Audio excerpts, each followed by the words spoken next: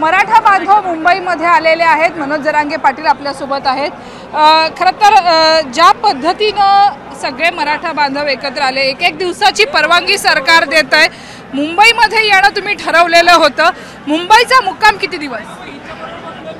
सगळ्या मागण्याच्या अंमलबजावणी होईपर्यंत आणि मी मरेपर्यंत हटणार नाही।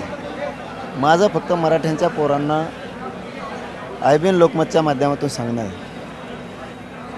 मायबाप मराठ्यांनो, मुंबईतले महानगरामधले आणि ग्रामीण महाराष्ट्रातले तुम्हाला जे ग्राउंड दिलेत, वाशीला दिलं आहे, शिवडीला दिलं आहे, तिकडं मस्जिद बंदरजवळ दिलेत, इकडंसुद्धा आझाद मैदानजवळ पण दिलेत। तिथं पार्किंग गाड्या लावा, सुरक्षित लावा, रोडवर गाड्या लावू नका।